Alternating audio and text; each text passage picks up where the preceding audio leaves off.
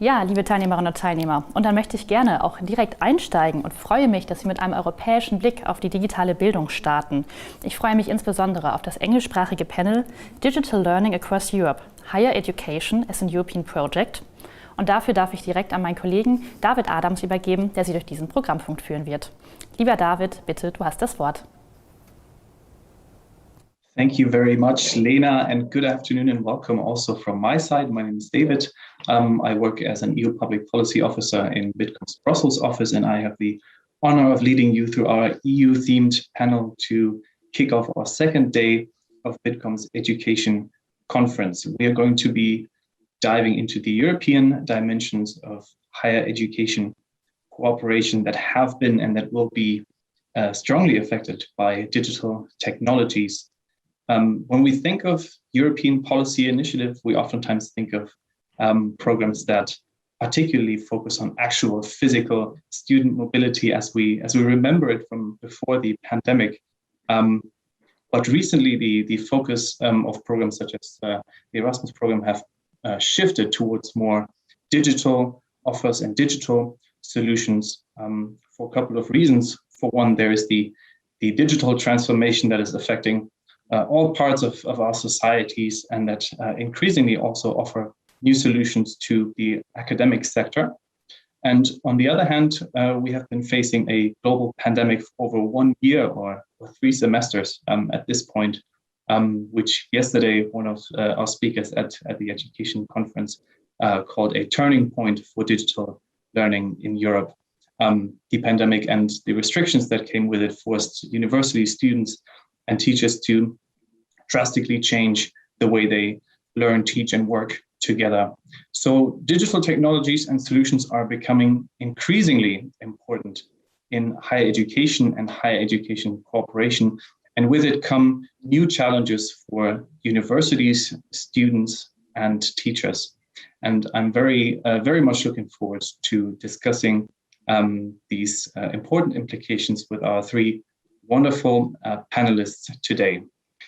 First, I am very delighted to welcome and introduce Dr. Stephan Geifes from the German Academic Exchange Service, where he's heading the where he is the director of the National Agency for EU Higher Education Cooperation. Welcome, Dr. Geifes, and thank you for joining us today.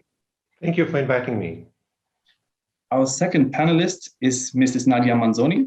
She's working at the European Commission's Director General for Education, Youth, Sport and Culture. I hope I got the order right. There she is, the team leader for the Erasmus Plus program. Welcome, Ms. Manzoni. It's great to have you. Thank you. Great to be in this good company. And our third panelist is Mr. Victor Negrescu. He's a member of the European Parliament for the Progressive Alliance of Socialists and Democrats. He's also the vice chair of the Culture and Education Committee of the Parliament, and he recently drafted the Parliament's initiative report on the Digital Education Action Plan. Welcome, Mr. Negrescu, and I know that Parliament is actually in session at the moment, so thank you for making the time in your schedule today. Thank you for the invitation, and it's wonderful to be here with you, all of you. Thank you. Welcome to the 3 of you, and also welcome to you following this discussion. As always, we invite our audience to send us your questions via the chat function, which you should be able to find on the right side of the video streaming. I will do my best to monitor the chat and forward any questions that you may have for our panelists. And without any further ado, let's dive right into the discussion. And I would like to begin with you, Mr. Negrescu. When we speak about digital education, we oftentimes tend to discuss this in our respective national context. Why is it important to go beyond that? Why is European cooperation so important when it comes to digital learning? I think it is crucial, again, to have this European perspective, because, of course, we are all facing common challenges. Of course, we don't have the same tools to deal with those challenges. But, of course, if there is inequality across Europe, we will not be able, of course, to face those challenges together, and the inequality will cost Europe as a whole. If we don't have people that have access to digital education in Romania, this will have an impact on the German industry. If we have things that are very innovative, a new technology supporting digital education in France, it will not be normal not to use it in Finland, and so forth. So everything is connected. Huh? We live in an education area, and we need to recognize that. And of course, we need to make sure that we are moving in the same pace, of course, towards this digitalization of education, but also towards a better use of technologies and digital tools in our education. Because, of course, one of the biggest challenges in the future is the digital challenge, of course, but also the environmental challenge. And of course, in order to deal with those two important transformations, of course, we need to have a common strategy and invest, of course, in education as much as possible. And unfortunately, we see that, of course, also in the national budget. We have countries that invest about 10% of their budgets for education. We have countries that invest around 2% of their budgets for education. In the same time, we have the recovery plans that we have just drafted, and Germany just released the new version of the plan. And we see that we have some countries that allocate a big amount for education and some countries that have ignored education in their relaunch plan. So of course, it is clear that we should cooperate further, extend the levels of cooperation at university level as well. We have the European Universities Framework, but we also have new initiatives in the European Education Action Plan, but also in the report that the Parliament has launched that are enabling us to do so. This doesn't mean to merge everything. This doesn't mean not to recognize the differences. This doesn't mean, of course, to pull back those that are ahead, but really to push those that are behind to do better. And for that, of course, exchanging more at European level is key. You already touched upon the pandemic, which was also a big theme on our first day yesterday of the education conference. And I want to give this next question to you, Stephan. You assumed your current position at the German Academic Exchange Service at the beginning of last year, which was unfortunately just on time for the global pandemic, which had a huge impact on the higher education sector with regards to digital learning. What are the main effects that you observed in European higher education over this pandemic year? Actually, I really took my position when the pandemic started. I hope the pandemic will leave and I will stay. I had the impression it was a shock for all of us. But the universities in Germany, they managed it quite well. It was at the beginning a challenge, a technical challenge, but they overcome it. It is still a challenge, but not anymore on the technical, on the infrastructure or the IT side. It's a main challenge on pedagogic and also on legal questions, how to do exams and all this. They really succeeded, and we're now in the third semester of digital teaching, and they succeed so good that the technical things are no problems anymore, but the students, they want to come back to university. You imagine somebody who starts his bachelor and at that moment, he has never been on campus for 3 years. Yesterday, I talked to a lady from ESN. She's doing a master since the pandemic. She was, for her bachelor, of course, at the university in Hamburg, but she's doing her master now in Cologne, and she has never been to there. And she will do an Erasmus, a year abroad, and she said, I don't think I will go to Cologne at all. Wow, fascinating story there. My next question goes to Nadia. Also policy making has been under the sign of the pandemic for over a year. How has your work been affected by the pandemic, and how has the restructuring of the Erasmus program, for example, been influenced by the pandemic? Actually, the restructuring of the Erasmus Plus program started before the pandemic, and the pandemic is perhaps a catalyst or a confirmation that there were changes needed in the way physical mobility was conceived and in the way the Erasmus Plus program was supporting learning and teaching. So just a confirmation that we were on the right track. So what is new in the new Erasmus Plus program, and how does it contribute to the overall vision of achieving a European education area by 2025?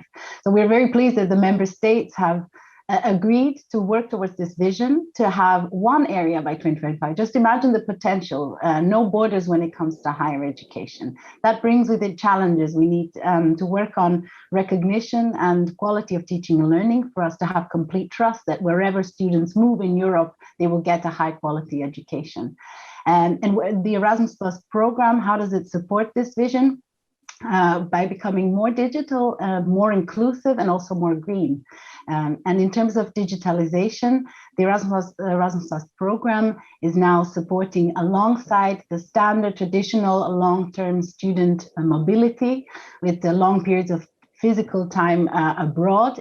Now it's also supporting a combination of a physical mobility and a virtual mobility, as we call it, blended mobility, which can take place before, during, or after the physical one. And we think it's a complement to what has been existed so far that will open up the door to student mobility and also traineeships and staff mobility to those who were previously, for a whole variety of reasons, not able to take this opportunity. So we think in that respect is also becoming more inclusive.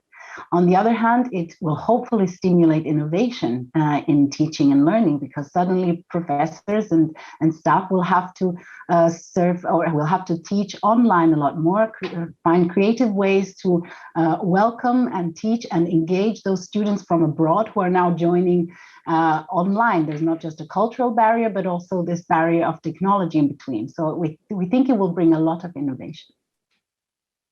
Now, you already mentioned quite a few specifics of the Erasmus program, which we will also go into in just a second. But before that, I would like to hear from you, Mr. Negrescu, on your initiative report on the Digital Education Action Plan, which is the second very big and important policy initiative at the European level. How does this action plan foster digitalization in the European academic sector, and how does it interact with what Mrs. Manzoni is working on in the Erasmus program? Yeah, I think the European Education Action Plan, the new action plan, brings an excellent addition, of course, to the target that we fix for ourselves at European level when it comes to the digitalization of our universities, of our academic sector, of education as a whole. And what's different in this action plan in comparison to the previous one is that we tend to have some targets, but also some instruments. For instance, we have the digital education hubs that are being created, which will enable interaction with relevant stakeholders in the field. We also have, of course, the European University Initiative that is supposed to create, let's say, digitalized European campuses. And of course, here the European Parliament came up with an additional proposal to create the European Online University, which is supposed to act like a virtual platform, giving European universities the capacity also to deal with the competition coming from abroad, because this is a reality with the new digitalization.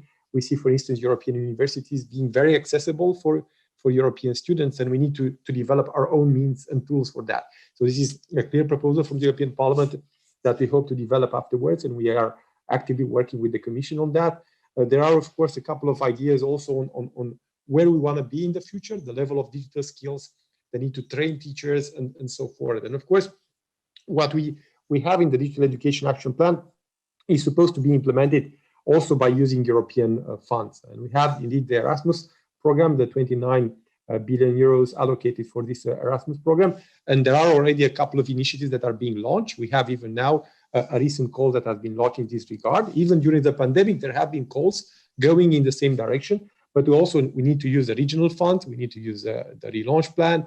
We need to use Horizon money. We need to use the Connecting Europe facility resources. So this is something that is a request from the Parliament that maybe is not explicitly presented by the Commission, but we are working on that, is to see how we can create those synergies between national, European resources, local money, federal money in your case, and of course making sure that at the end we fulfill those targets, because we already had in the past an action plan, but we didn't fulfill the targets, to be very frank. They were not so precise. So we really appreciate what the Commission is doing right now, and the Parliament is there to press and to monitorize that we actually implement those important goals. Stephan, you already spoke a bit about the desire of students to go back to physical learning, to physical mobility. But looking beyond the pandemic now with vaccination, we sort of see the light at the end of the tunnel. What potentials do you see for students and universities in the policy initiatives that Mr. Negrescu and Ms. Manzoni are working on? I think there's a very high potential using digital ways of learning and teaching in order to achieve a higher quality in studying. It won't replace physical mobility because people want and have to meet, and they have different needs. For example, a bachelor student who wants to go out within the Erasmus Plus program, he wants to study, but he also wants and he also should learn something about the variety of Europe. And this is due to at least a certain time of physical mobility. But it can be, there's an added value if he continues to stay in contact with the people via digital devices and forms of learning. It's different perhaps for a master, a PhD student who have already been abroad, who can use digital devices and combine it with shorter periods of time abroad. And if you go on to the level of researchers, young researchers, they have to build up a network, and this network, they will build it up via physical meetings. But when they become senior and older and they have already their networks, they can easily work within these networks, within the new possibilities technically we have, and that now via the Erasmus Plus program and the other initiatives from the European Commissions are enhanced. So it is not either or, it is a win-win situation by using and combining intelligently both ways of teaching and learning. One aspect that has been mentioned a couple of times now are blended intensive programs. Nadia, could you elaborate a bit for us on what those programs are and how does the Commission envision them to be structured and integrated into university curricula? Thank you. So we are talking here about an enhanced opportunity for students to take part in a blended mobility. And when we were designing this, we thought, okay, suddenly we will allow students to go for a short period of time into an institution and complement that with a virtual mobility element. But we were thinking, okay, but the higher education institutions that will receive these students, will they be ready for it? Will they have programs designed? We want these students to have a meaningful experience. And as Stephan was already saying, that all of this should be of a high quality and it should form part of a curriculum. It should make sense to the student. Somebody should follow up. So the rationale for setting up blended intensive programs was to boost this supply side from the side of higher education institutions. And what we would like to see is this blended intensive, short intensive programs that combine physical and virtual mobility springing up all across the EU. And we see it as a huge opportunity, for instance, for staff at the junior, it doesn't have to be junior, but for staff who want to experiment with designing new programs in multidisciplinary fields that are a bit outside of their formal structural programs. We see this as an opportunity for them to experiment, to propose, to apply for these intensive programs. They will combine students from at least 3 other higher education institutions from across the EU, and they have to lead to 3 ECTS points. So eventually they are good test beds for micro-credentials, for instance, for which we are developing a quality framework at European level. So we definitely invite higher education institutions to apply and think about these partnerships and other universities, also with private enterprises who can offer the practical training as part of this intensive program, or even send staff. I think it's a great way to test the STEAM approach and to test all these EU policies in higher education. Mr. Negrescu, you already went into the idea of digital campuses across Europe. Could you elaborate on this idea behind that? What does that mean in practice? In practice, there are different ideas that are currently being studied. So first of all, it's about giving visibility, again, to to the digital program that our universities are offering. Secondly, is about putting together professors and students, of course, in virtual forms. That for pre-university level, of course, we have exchange platforms being developed in this regard, and we need to do, and we could do that at university level in the same time. It's about connecting programs. It's about connecting, again, the experience we have in teaching online. It's about, again, putting together different resources, and in the same time, of course, innovate in this regard, make the digital environment more friendly for education. And here I also support what has been said before. Digital education is not there to replace traditional education. It's there to help digital education. And of course, what we learned during the current pandemic is that digital education cannot replace the professors. Professors are key in the process. So what we are trying to do is how we can enhance the existing potential, while in the same time putting know-how together. And there are already, for instance, for early childhood education, we have a sort of digital playgrounds. We teach young people on how to learn by playing in the same time. So they go into an environment and they click on things and they learn mathematics, they learn how to speak better their own language and so forth. And of course, such ideas could also be implemented in a sort of a virtual campus where we have access to resources, but also in a different way, because, digital education for me is not just a website, is not just to know how to use a computer or to do classes through Zoom. This is not digital education, or at least this is not quality digital education. In our report in the European Parliament, we try to define that and to put quality standards, and of course explain to people that unfortunately what happened during the pandemic is not, again, real digital education. It's just something that we use to deal with the situation. But if we really want digital education, we need to move forward, and we need to involve, of course, students and professors in the process. Stephan, we heard a lot about very specific ideas also from these new programs. And I think in your first answer to one of my questions, you already mentioned that the technical infrastructure is not the biggest challenge anymore. Are universities in Germany and Europe already so well equipped for the plans that are being developed in Brussels? I don't know if they're so well equipped. They are equipped, and during the crisis, under high pressure, it functioned. And that's the results we have from Germany and from abroad.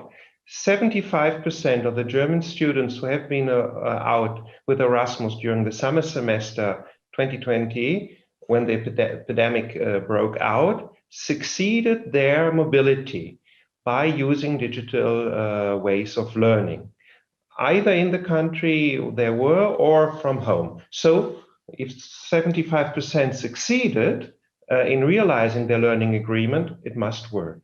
I'd like to come back what Mr. Negrescu said. It's not about the technical items. As in physical mobility, the quality is not linked to the train or the airplane you take. It's about the content you are delivering, the content you are delivering in the university physical or by digital devices. Of course, and this is the main challenge for the future, I think the pedagogical approach is not the same if you meet face-to-face or if you meet online. To motivate the students, the time they can concentrate, the time they have to work and learn by their own or in smaller groups, not in a panel. And there we are adapting. And during the pandemic, we had a second call in the strategic partnerships on digital learning. And this was really, there were quite a lot of universities asking for this money in order to prepare, to think, to implement these ways of learning in the digital age within a network of universities from at least 3 different European Erasmus Plus participating countries. Nadia, what role does infrastructure and administration play in the new Erasmus program? Yeah, so if we make the link between infrastructure, IT infrastructure, and and the digitalization, not just of learning and teaching, but also of administration. Then I have to mention our European Student Card initiative, which is an initiative that aims to digitalize all the mobility, Erasmus Plus mobility management processes. The paperwork that currently takes place between the student and the sending institution and the receiving institution, we would like to digitalize all of that. And this has been in the making for the last 3 years, but now is really a moment when all Erasmus Charter holders, which are all higher education institutions in the EU nearly, are slowly making the move towards a digital mobility management. And will hopefully over the next year be able to sign online documents, authenticate properly, and everything will be a lot more efficient and quicker. But there's more to that. It's not just about digitalizing this document signing. We hope that with this move, there is a general move towards digitalization of administrative processes in higher education institutions, because we have really moved mountains to find ways to identify students, to give them a unique student identity at EU level, the European Student Identifier, which will then also be able to give these students access to services and discounts and make their identification anywhere in the EU easier. This is a process. It will take a few years. But already as of September this year, if students download the Erasmus Plus app, which I definitely invite them to do, they will be able to generate a virtual European student card already as of September. And through the app, keep contact as well with other students on Erasmus, get access to information, sign documents, and so on. So it is a big change that everybody is part of. Mr. Negrescu, I believe that you have to leave us shortly to get back to the plenary. I wanted to give you the chance for a final statement before we part ways. In your first answer to one of my questions, you described the social inequalities in European societies and also between member states when it comes to higher education. Do you see potential in digital solutions to overcome this divide?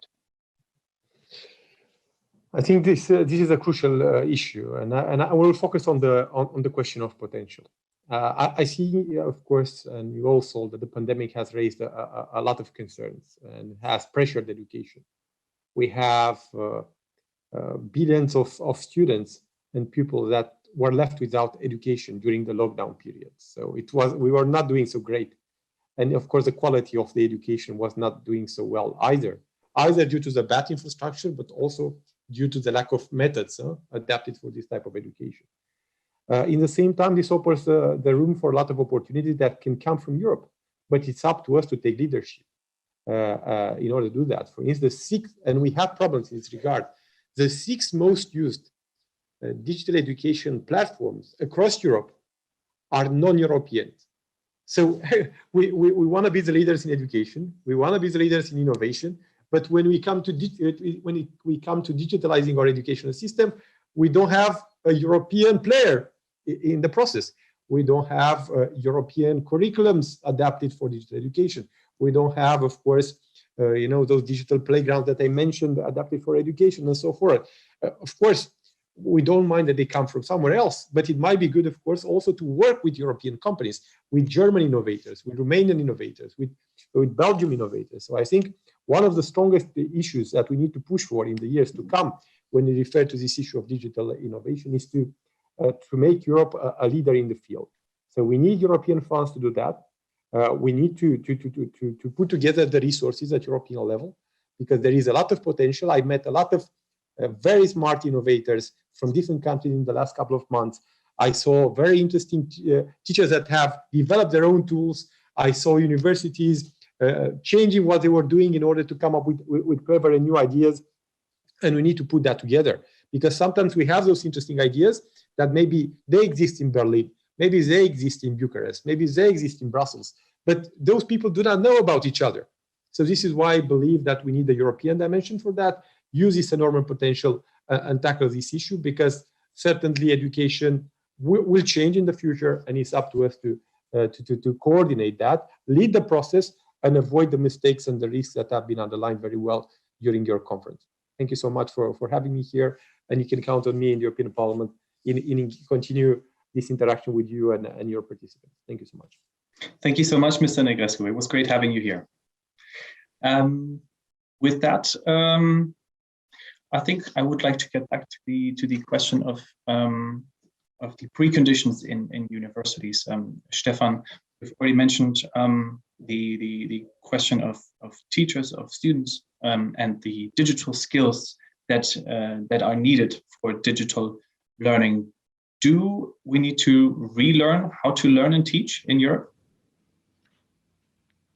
Yes, I think we have, it's a couple of. It's already some years I left universities. I suppose that nowadays they are teaching already differently.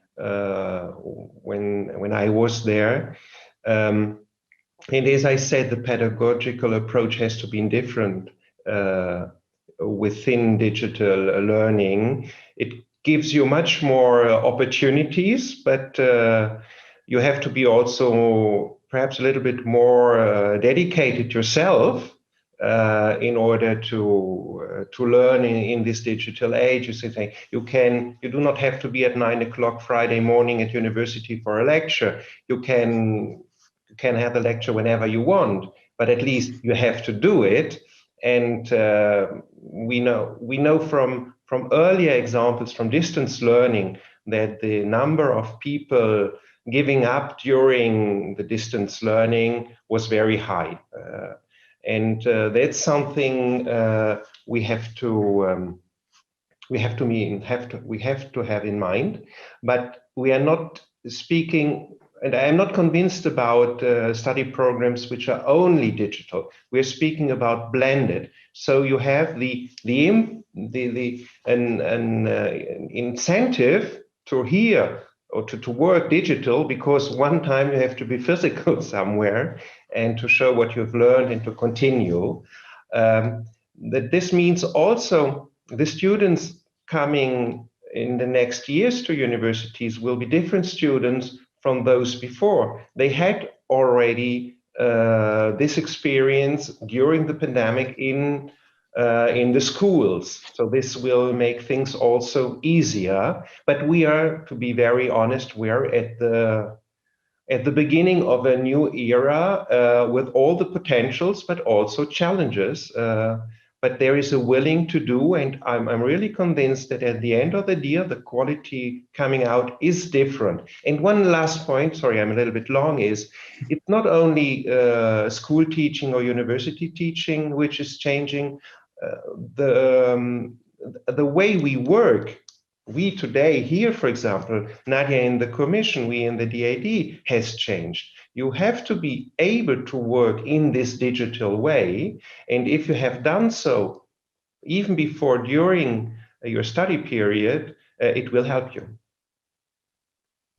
Nadia, how does the Commission emphasize digital skills, digital learning, and digital teaching? Yeah, I'd like to use this opportunity to give, rather than big policy lines, which were already revealed before, a concrete example of what the EU is supporting in this case, also through the Erasmus Plus program, but a little bit different. And I don't know how much the audience knows about it, so I will say it a bit from the scratch. It's the European University Initiative.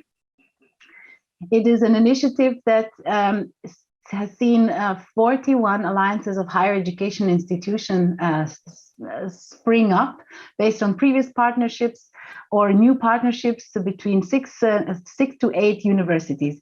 There's a lot happening in these alliances, and a lot of good things are coming out of it. But they were also set up at the time of the pandemic, and suddenly had to work together, teach, get students to be mobile and interact with each other, run complex governance structures across borders, all digitally.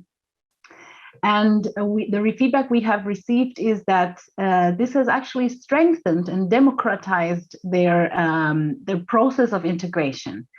And if you look up some of them, they have come up with brilliant digital innovation hubs with challenge-based learning online around sustainable development goals, around combating climate change, all in a sort of multidisciplinary fashion, bringing together professors and staff from various fields and various universities across the EU to work together on a specific assignment. And that's where you build skills, not just digital, of course, now also digital, because they have to cooperate across borders and it's costly and not green to always see each other in person.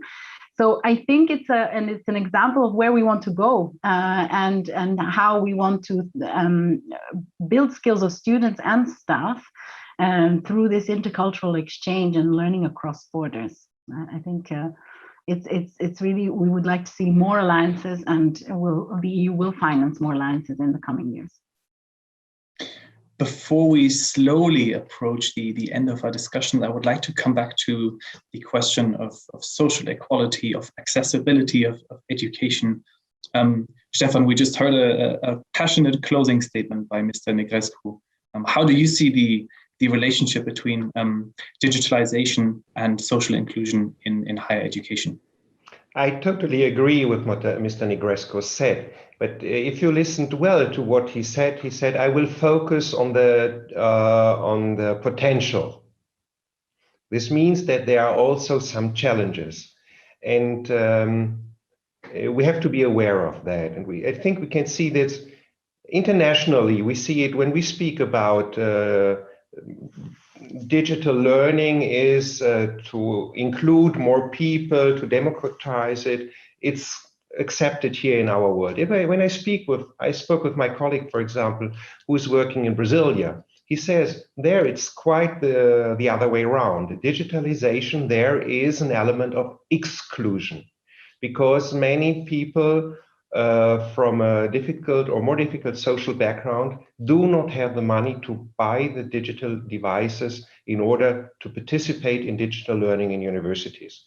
But I don't have the impression that this is a real problem at least in Germany, at the higher education level. But if you look in Germany, which is a rich country, you look at the secondary or the pupils in school.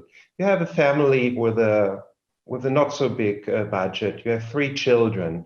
Do you have 3 digital devices in order that the children can learn?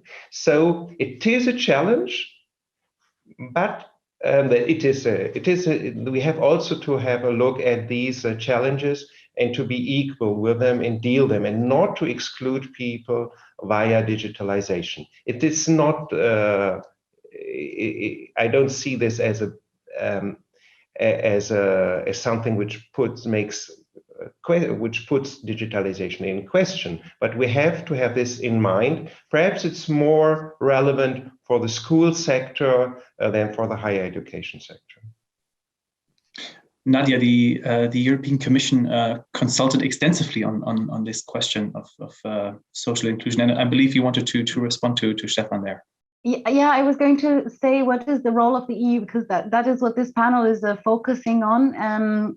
I mean, it's of course also funding and so on, but specifically about digital learning in higher education, I think there is the room where the vacuum that the EU is sort of trying to fill and where it's trying to act is that this digital learning that takes place in higher education is appropriately recognized.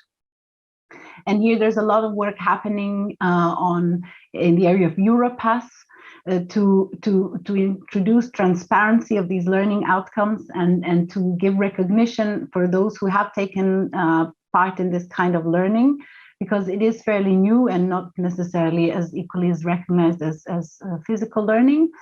And then to introduce an element of quality assurance for this kind of learning. And that's where the EU countries act together. And there's a revision of quality assurance frameworks planned for next year. And finally, I have to mention that there is an open consultation that I invite those with an interest to respond to until the 13th of June, which is on micro-credentials again.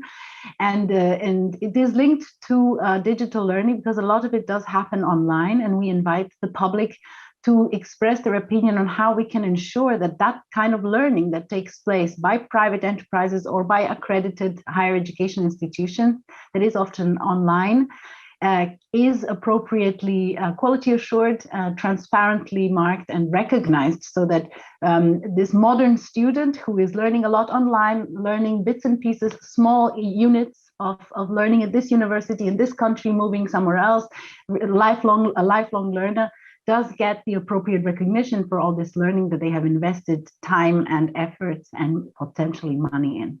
So I think that's where the EU's role is best placed. We're slowly approaching the end of this panel, so I would like to invite both of you to a bit of a concluding reflection. Stephan, what are the biggest obstacles that we're still facing when it comes to the uptake of digital learning technologies and also their quality, and how do you expect them to reshape higher education over the next 5-10 years? I'm really confident on this, on the university side and on the content and on the possibilities. The question is how the student will accept it, how they will accept it nationally, and how they will accept it internationally. And there is, this is evolving.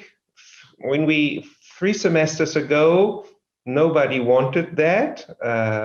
Now they learned that they can do it, and they used it also to survive in the pandemic. And the number of students willingly to accept it is becoming bigger and bigger. And we are at the beginning of the new Erasmus Plus program of 7 years, and I'm quite confident that the number will increase during the 7 years. Thank you very much, Stephan. Nadia, I'll give the final word to you very briefly, unfortunately. But how do you and how does the Commission envision the future of student mobility? Do you think the number of Erasmus students will increase with the digital offers? Yes, I think the digital, it's a means to an end. It's not an end in itself, and it will enable more people who were previously unable to take part in long study mobility to have this experience abroad. But that is not the point. The point is to enhance the experience of the mobility with technological means, just like any learning and teaching. And I look forward to monitoring and seeing how the Erasmus Plus contributes to the general digitalization of teaching and learning in the higher education sector in the EU.